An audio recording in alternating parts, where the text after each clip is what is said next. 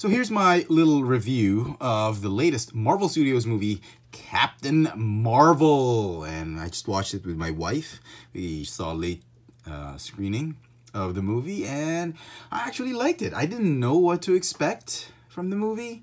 Coming to the theaters, is this going to be another Iron Man? Is this going to be Avengers? And, you know, didn't really expect a lot. I did not try to expect anything, and I was pleasantly surprised at how it turned out. It was actually pretty good. Okay, so let's start with who Captain Marvel is. I mean, for some of you who are uninitiated, Captain Marvel is the latest Marvel flagship superhero for the Marvel comic books, and she looks like this. And some of my friends were like saying, "Who's Captain Marvel? Isn't she Shazam?" And yes, when I was a kid, I did watch Shazam, and he became Captain Marvel, and there was a legal battle, and apparently Marvel won the rights to Captain Marvel over DC. So, okay, Captain Marvel is a Marvel franchise. Rightly so, because Marvel Comics, Captain Marvel. And this is currently who Captain Marvel is in the comic book. She is Carol Danvers, one of the mightiest superheroes, currently an Avenger in the Marvel comic book. She used to lead the Ultimates. And right there is Monica Rambeau, and she's in the movie, but not as a superpowered photon. We'll talk about that later. But this is how Captain Marvel looks, and I am glad that the MCU did take a guide, use the comic books as a guide, and really introduce her as the heroine that we know in the comic books, but not quite exactly how she was in the comic books. And that's how the mask works. And she actually had short hair first, and then she actually grew out the hair when she took care of her brother in another comic book line. It's a long story, I'm not going to tell it. Currently, she is part of Earth's mightiest heroes. This is probably the most powerful Avengers team ever assembled. For 2019, this is how the Avengers look. You got a bunch of superheroes, and with Black Panther as their leader. So that's what's going on in the comic books. Now, originally, Captain Marvel was male, and this was Mar-Vell. And the story goes, and that's his old costume, and that's who he is. He came to Earth, and he was dying, and he sort of gave... Carol tried to save him, and somehow his powers went to Carol, and she became Miss Mar-Vell, or Miss Marvel. And that's a nice backstory. And that's the whole idea. Her power, she became Captain Marvel, or Miss Marvel, because of Mar-Vell. And, you know, she had a bunch of adventures, and that's how she grew her hair. And, yep, she got the powers. And for a while, she was Miss Marvel. And this was her look back in the day, and it was okay. Would have been weird if this is how she looked in the movies. Would have been nice though, especially the Warbird costume. This is a favorite costume amongst many fans of the Marvel community, and personally I do like this costume. But this new outfit has really grown on me, and if you look at her string of costumes, she's gone through several changes, including that binary, which I thought we would see just like the comic books, but they did a different thing. So she's become Captain Marvel now because Captain America convinced her, you should be Captain Marvel, so that Kamala Khan now is the new Miss Marvel. Okay, there was a point in time she was binary, it was supernova. We do see this in the movie, but not exactly as how it works. In the comic books, she lost her powers and memories for a while because Rogue touched her, and that's how Rogue became powerful. And then she came back, and Professor Xavier decided to help her, and she went to a space adventure. The Brood experimented with her, and she became a white hole, a powerful sun-powered superpower being called binary, the power of a white hole instead of a black hole or a supernova. Anyway, Monica Rambeau does become Captain Marvel. She is pure light. She becomes known as the hero called Photon. This is something I thought would be very interesting to explore now that we have the character in the MCU. Hopefully she does become a superhero all on her own. Carol Danvers' best friend in the movie, Monica Rambeau, and well, we'll see. It's a nice little Easter egg that the Marvel Cinematic Universe has put there. They could or decide not to explore that, but that would be great if we get to see Photon as part of the new Avengers one. Okay, on to the movie itself. This was her old costume. She was Kree, and she was a soldier for Kree, and in the end of the movie, she becomes her own Captain Marvel. She's not called Captain Marvel yet. She's called Carol at the end of the movie. In the beginning of the movie, she is Veers, V-E-R-S, pronounced Veers. And throughout the movie, it is explained how they do it. And I thought the origin story that they tried to do with this movie played out nicely. They didn't go the comic book way. I was expecting that whole thing that Marvel would crash land on Earth and she would get her powers, and then somehow she would get teleported back to Hala, just like what Green Lantern, the Green Lantern Ryan Reynolds movie storyline was, but apparently it's not that way. And by this point in time, you're probably already aware that I will be discussing spoilers because I watched the movie and be discussing the movie. So if you're still watching, then I guess you're okay with the spoilers. So on to the movie. She starts off wearing her green uniform and then realizes that her origin wasn't really true. Everything was a lie, and that she was from Earth. She gets her memories back. And she does get her powers through a certain Marvel, but not in the way we think. Marvel was actually a rogue Kree scientist who went to Earth, tried to save the Skrulls, actually, from the Kree. And she had an engine, she had a power core that powered an engine, which was made into a ship that Carol and her tested out, was attacked by the Kree Star Force, and she decides to blow up the engine, and the power of the engine goes to her, and Marvel dies. And interestingly enough, her powers are achieved because of Marvel, in just a roundabout way, different way.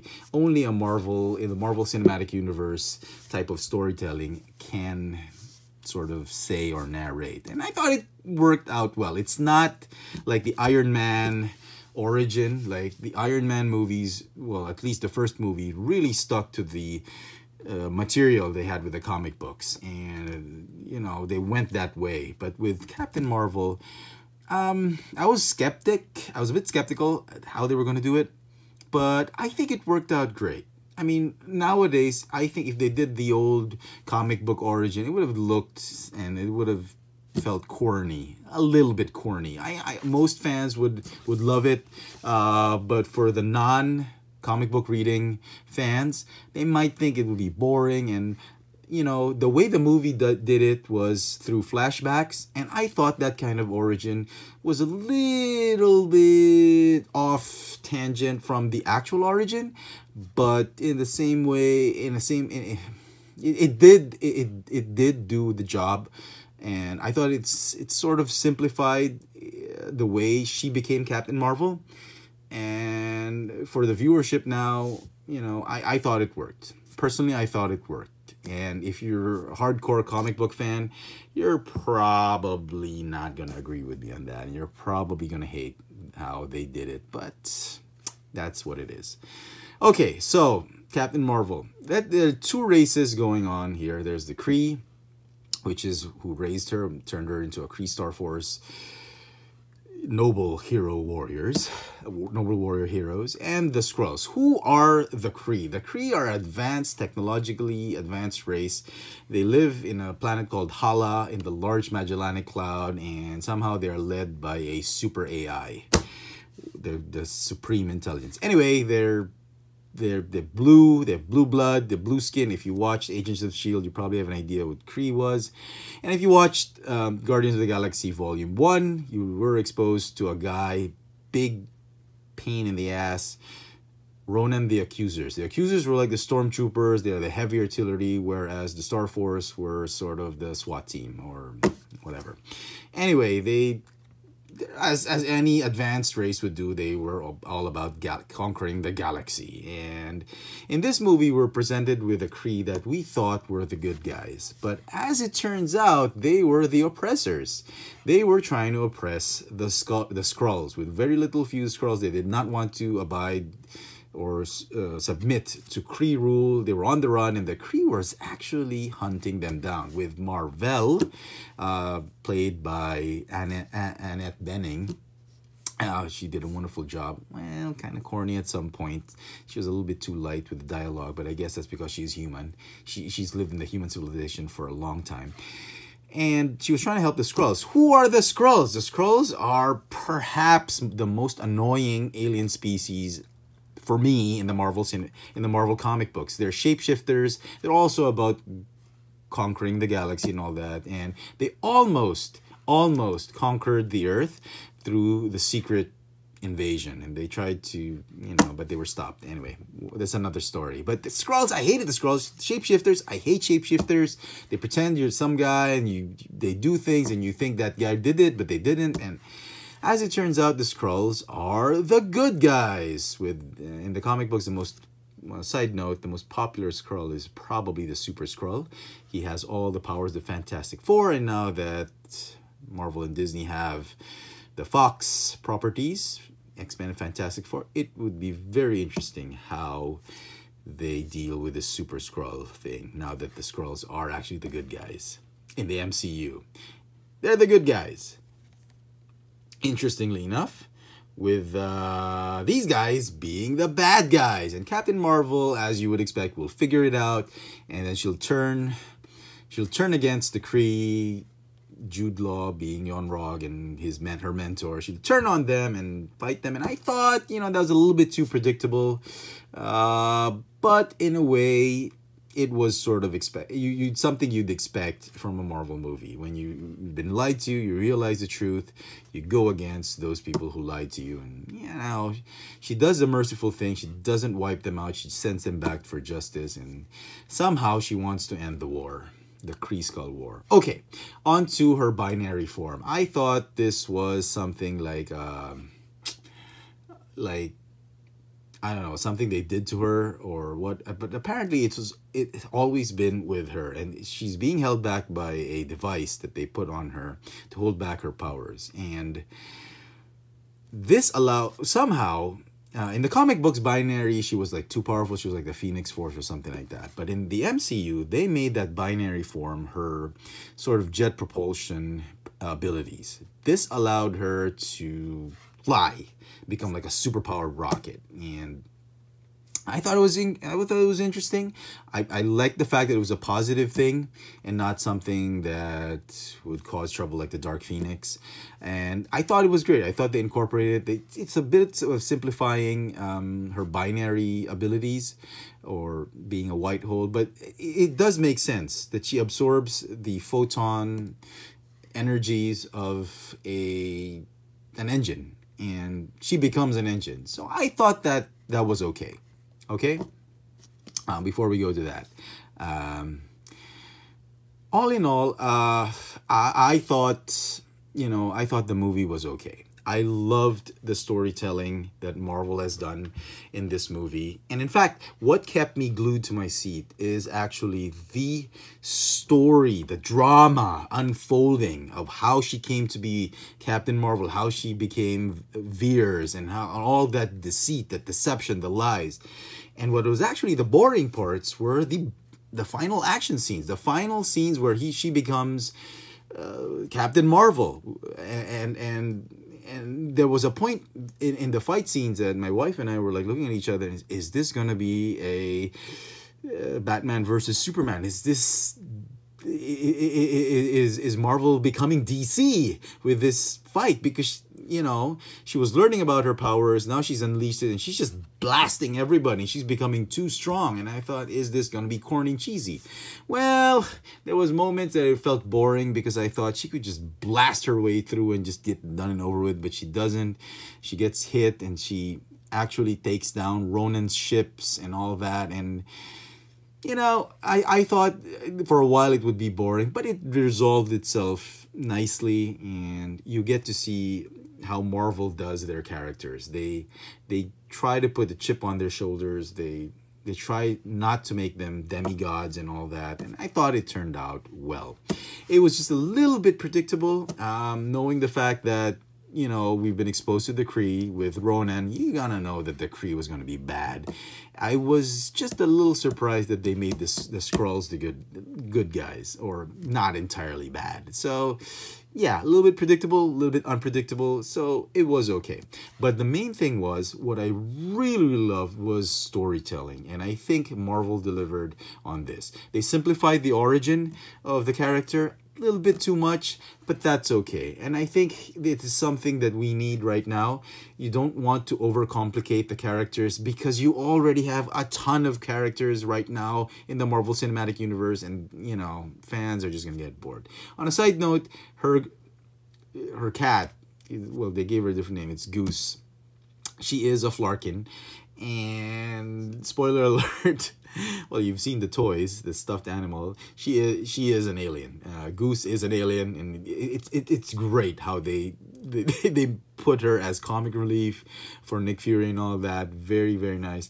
And apparently she is the cause of Nick Fury's blind left eye. And it was a little funny, and at the same time I thought it was a little bit sad that they just tried to make light of that. The guy lost his eye, and it's not even through battle. It was an accident, and it was, oh my goodness. Maybe my wife was saying, no, the cat didn't cause his left eye being blind alone. I mean, Nick Fury's eye was beaten. I mean, throughout the whole movie, it was banged up. And probably the final straw was the cat, or Flerken, clawing it. And I just didn't like the fact it was a little bit light, and I thought there was more to it than that, but it added to the comic relief. On a final note, we do see Mar-Vell and as a woman. And there is a conspiracy theory that she is the Kree mother of Carol Danvers, because in the comic books, for the longest time, we've always believed that Carol was human, and that Mar-Vell's sort of bonded his powers through her, and that's how she became a Kree hybrid. But the secret origin of Carol Danvers as Captain Marvel reveals that her mother was actually Kree. She was running away from the Kree Empire, and she married a human. She is, in fact, through DNA, a human Kree hybrid. And that, as the comics say, that incident with Mar-Vell just unleashed her latent abilities, and it probably added to her abilities as a Kree warrior hero. And I thought maybe they could explore more of that. That wouldn't be well, it wouldn't be such a bad thing if we get to see more of Annette Bening as quite possibly her mom. But, you know, knowing Marvel and Disney, I'm guessing they're not going to do that.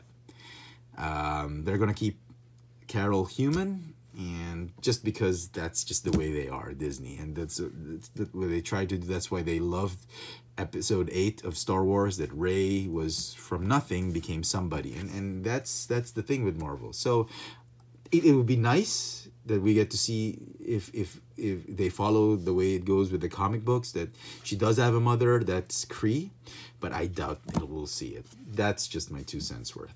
So with that, I'd like to give the movie a 9 out of 10. I thought it was great. I thought it was simple enough to be enjoyed by non-comic book readers. Comic book readers might be a little disappointed because Marvel didn't go the way of the comic books like what they did with Iron Man. This movie is certainly no Iron Man or Avengers 1, but it definitely is up there with the Marvel movies we've seen, like Thor, not a Black Panther, I don't think so, but maybe an Ant-Man, something like that. It is still a great movie, and like I said, it's gonna get a 9 out of 10 for me. One final note, if you want to know the end credit scenes, there are 2. The first one is we get that scene where Cap, Natasha, Bruce, They are trying to figure, and with Rhodey, they have Nick Fury's pager, which will be explained also in the movie. That pager just stopped functioning. I mean, it's still on, but it just stopped beeping. And they're trying to get it back on. And Natasha wants to know who's on the other end. And suddenly, Carol appears and asks, "Where's Fury?" And that one is probably one of the best end credit scene right now, knowing and expecting that we're going to get Endgame. So it's a nice way for Marvel and Disney to just tease and just up the ante and just up the excitement for Endgame. The other end credit scene is sort of a little bit predictable. Nothing to do with Endgame, but the Flerken actually does swallow the Tesseract. The Tesseract is the core that powered the ship and all that of Marvel, and they get it. It's already safe to touch. Carol does hold it. The Flerken gets it. It doesn't melt through things. I guess Marvel was able to retrieve it after the Red Skull lost it for some reason, and now it's with Nick Fury through the Flerken, and the Flerken just coughs it out. And a little bit predictable, but that's how S.H.I.E.L.D. got their hands on the Tesseract, and eventually was going to be stolen by Loki come Avengers. And what's also interesting is Marvel has a way of connecting things, and they tried to connect the Avengers to all this, and this was the impetus for Nick Fury to start building the Avengers Initiative. And she gets inspiration from Captain Marvel, not just because she's great. She was great in the movie. She helped him a lot. But her nickname as a pilot was actually Carol Avenger Danvers, at least in the MCU. Okay, a few questions I have for Marvel just before we go. Why didn't Nick Fury use the pager when Loki and the rest of the army of Chitauri was attacking New York? Did he do that on purpose because he wanted to build his own Avengers team, and he felt that the Avengers team could already handle Loki and the alien invasion, and he thought that would be the impetus for them to bond, and with Coulson dying and all that, and he probably feel that it wasn't that big of an emergency because Carol said, "Page me only when it is a big emergency." And I don't know. That's a little bit... Feige needs to explain that. And yeah. It'll be interesting. At least we know that she's going to be there for Endgame. Endgame's going to kick ass, and I cannot wait for that. So, hope you guys enjoyed this little very lengthy video review of a movie review of the latest movie from the Marvel Cinematic Universe and Disney, Captain Marvel. Thanks for watching.